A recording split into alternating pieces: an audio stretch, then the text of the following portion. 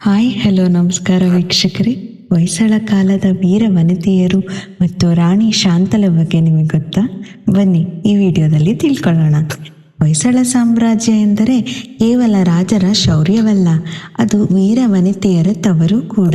ಇಲ್ಲಿನ ರಾಣಿಯರು ಕೇವಲ ಅರಮನೆಯ ಅಂದಕ್ಕೆ ಸೀಮಿತವಾಗಿರಲಿಲ್ಲ, ಅವರು ಯುದ್ಧಭೂಮಿಯಲ್ಲೂ ಸಿಂಹಿಣಿಗಳಾಗಿದ್ದರು.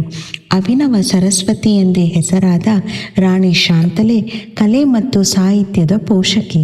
ಬೇಲೂರಿನ ಈ ಶಿಲಾ ಬಾಲಿಕೆಯರ ಸೌಂದರ್ಯಕ್ಕೆ ಪ್ರೇರಣೆಯೇ ಸ್ವತಃ ರಾಣಿ ಶಾಂತಲಾದೇವಿ ಎನ್ನಲಾಗುತ್ತದೆ.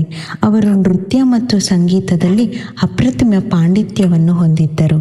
ಇಲ್ಲಿನ ರಾಣಿಯರು ರಾಜಕೀಯ ಮತ್ತು ಆಡಳಿತದಲ್ಲಿ ಪ್ರಮುಖ ಪಾತ್ರ ವಹಿಸುತ್ತಿದ್ದರು. ಯುದ್ಧ ಬಂದಾಗ ಖಡ್ಗ ಹಿಡಿದು ಹೋರಾಡಿದ ಉದಾಹರಣೆಗಳು ನಮ್ಮ ಇತಿಹಾಸದಲ್ಲಿವೆ. ಸ್ತ್ರೀ ಶಕ್ತಿಯೇ ಹೊಯ್ಸಳರ ವಿಜಯದ ಗುಟ್ಟಾಗಿತ್ತು.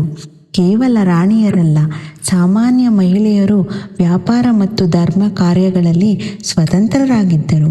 ಅವರಿಗೆ ಆ ಕಾಲದಲ್ಲೇ ಆಸ್ತಿಯ ಹಕ್ಕು ಮತ್ತು ಗೌರವ ನೀಡಿದ ಕೀರ್ತಿ ಹೊಯ್ಸಳರಿಗೆ ಸಲ್ಲುತ್ತದೆ. ನಮ್ಮ ಈ ವೀರ ಪರಂಪರೆಯ ಬಗ್ಗೆ ನಿಮಗೆ ಹೆಮ್ಮೆ ಇದ್ದರೆ ಕಮೆಂಟ್ ಬಾಕ್ಸ್ನಲ್ಲಿ ಅಭಿನವ ಸರಸ್ವತಿ ಎಂದು ಬರೆಯಿರಿ. ಇಂಥ ಇತಿಹಾಸದ ಮಾಹಿತಿಗಾಗಿ ನನ್ನನ್ನು ಫಾಲೋ ಮಾಡಿ. Thank you.